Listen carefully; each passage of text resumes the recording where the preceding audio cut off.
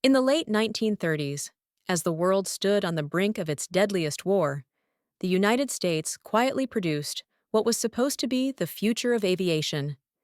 It was massive, futuristic, and unlike anything that had flown before. It had 4 engines, unprecedented range, and a revolutionary landing gear configuration that would later become standard across the world. And yet, no American airline wanted it.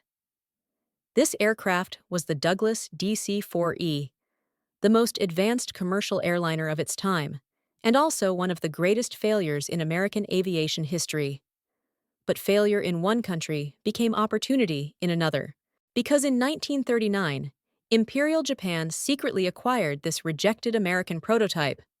Their goal was bold: to reverse engineer it and transform it into a long-range heavy bomber capable of striking deep into enemy territory.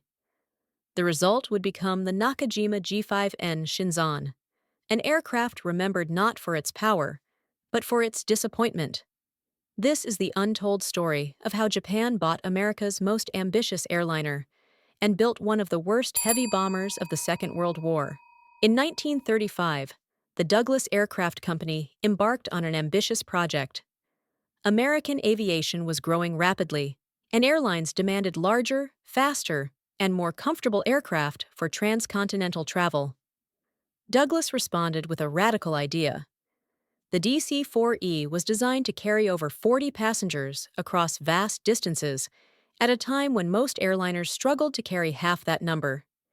It featured pressurization concepts, advanced electrical systems, and, most importantly, the world's first large aircraft equipped with tricycle landing gear.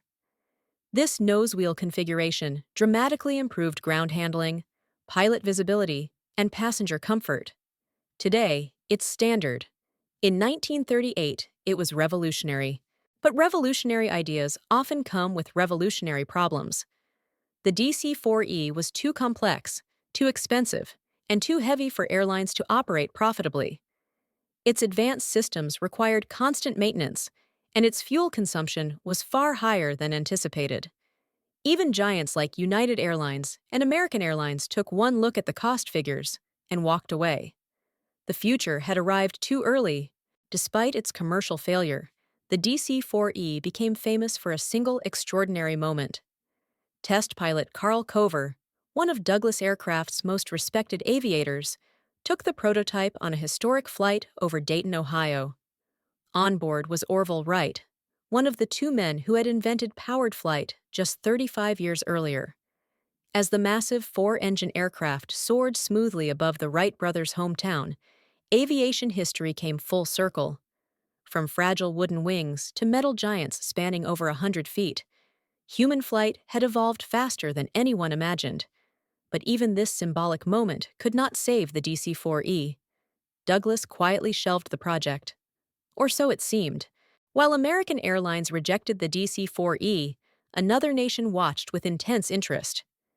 Imperial Japan, preparing for large-scale conflict, urgently needed long-range heavy bombers. Unlike the United States and Britain, Japan lacked experience building very large multi-engine aircraft. But Japan had something else: intelligence. Through commercial aviation channels and international aircraft exhibitions, Japanese engineers learned of the DC-4E's existence. They recognized its potential, not as an airliner, but as a foundation. In 1939, under the guise of civilian research, Japan purchased the sole DC-4E prototype and shipped it across the Pacific. Officially, it was for evaluation. Unofficially, it was about reverse engineering America's future. Once in Japan, the aircraft was handed to Nakajima Aircraft Company, one of the Imperial Navy's primary aviation manufacturers. Engineers dismantled the DC-4E piece by piece. Every rivet, frame, and wiring path was studied.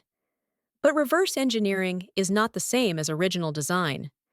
The DC-4E relied on Douglas's institutional knowledge, decades of experience, undocumented decisions, and manufacturing culture that could not be copied from blueprints alone.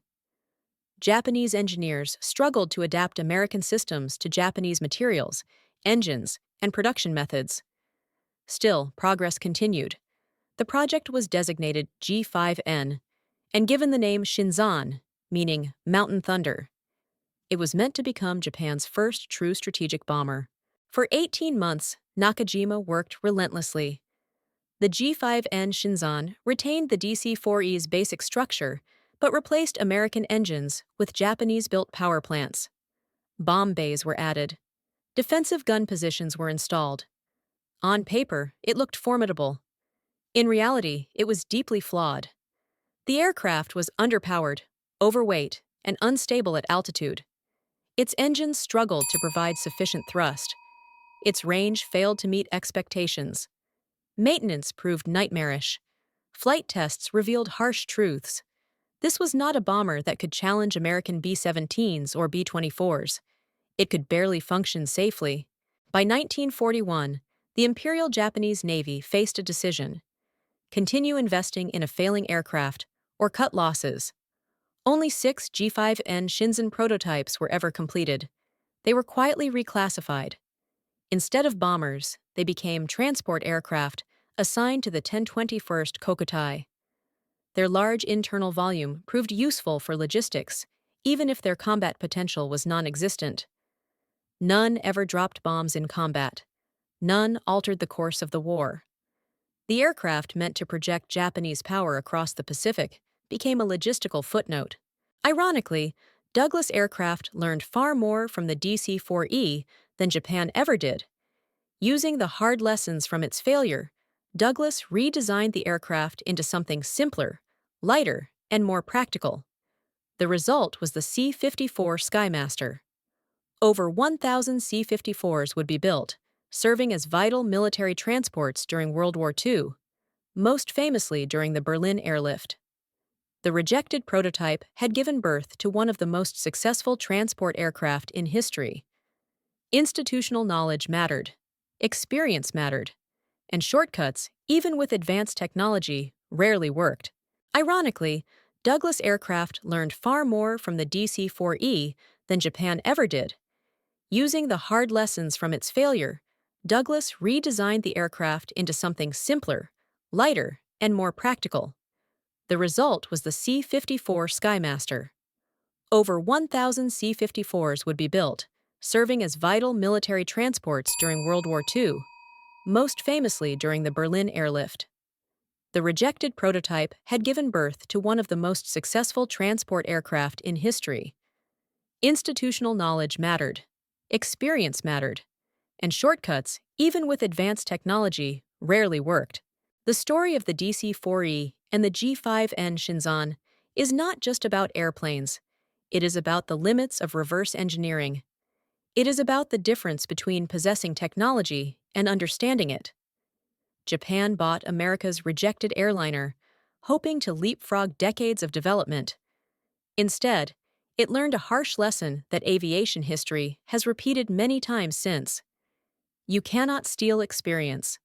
And sometimes, the greatest failures build the strongest futures, just not where anyone expects. If you enjoyed this video, make sure to like, share, and subscribe to the channel. Let me know your thoughts in the comments. I'd love to hear from you. Share this video with someone who might find it useful. Comment below what you want to see in the next video.